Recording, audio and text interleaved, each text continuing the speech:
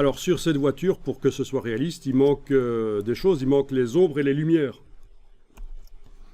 On va aller les chercher là où elles sont, c'est dans le calque d'arrière-plan. Vous allez dupliquer le calque d'arrière-plan.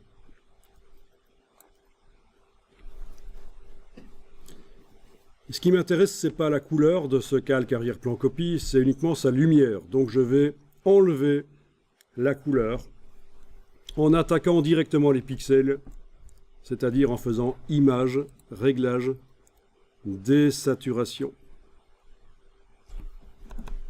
Image, réglage, désaturation. Vous obtenez le calque qui contient uniquement des pixels gris.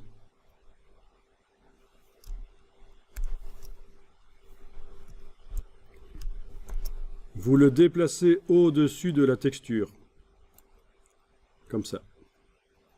Vous voyez qu'il y a une petite ligne qui apparaît à un certain moment pour indiquer que vous êtes en train d'insérer.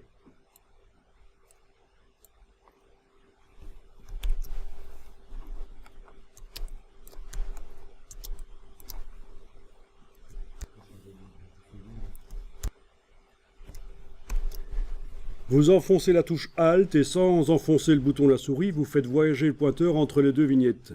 Quand vous avez le pointeur spécial qui apparaît, vous cliquez. Ça veut dire que les pixels gris ne sont visibles que là où la texture est visible. Et elle-même, qu'est-ce qui gère sa visibilité? C'est le masque en fait. Donc vous voyez, on n'a pas dû dupliquer le masque de fusion ici sur le calque gris. On fait simplement de l'écrêtage. Comme ça.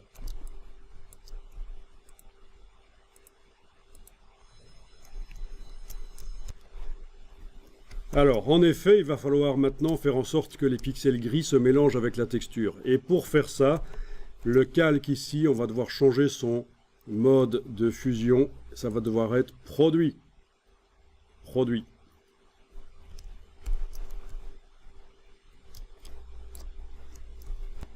Alors, ce qui se passe, c'est que le calque gris ici, même les reflets, ils sont gris et ça parasite la texture.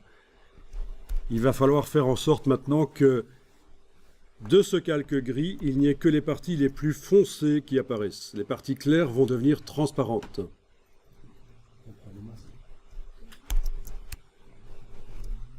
Et on va faire de l'écrêtage par la luminosité, qui est un truc très vieux dans Photoshop. Ça existe depuis la version 2, en tout cas, ou 2.5, avant les calques.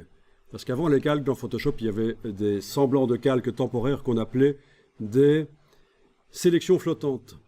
Et il y avait déjà ça. Quelque chose d'essentiel pour faire du trucage photo.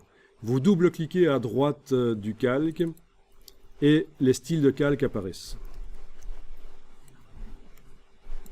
Dans les styles de calque, ce qui m'intéresse, c'est le curseur ici au-dessus.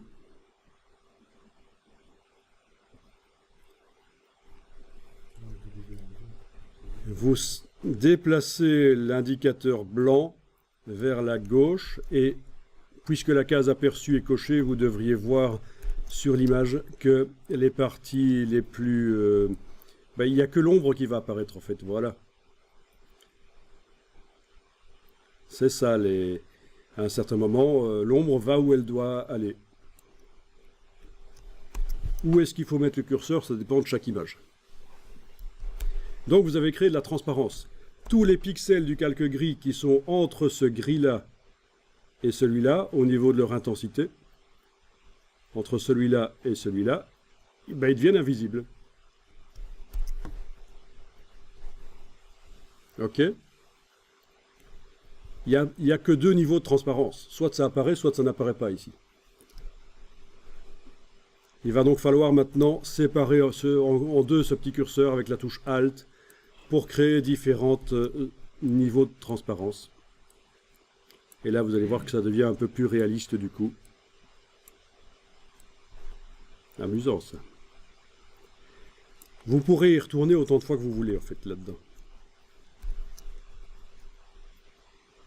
C'est non destructif. Vous avez une petite icône ici qui indique qu'il y a de l'écrêtage par luminosité qui vient d'apparaître, qui vient d'être fait dans le calque. Bon, déjà ça, par rapport à ce qu'on avait avant, ça doit apporter des ombres qui donnent du réalisme.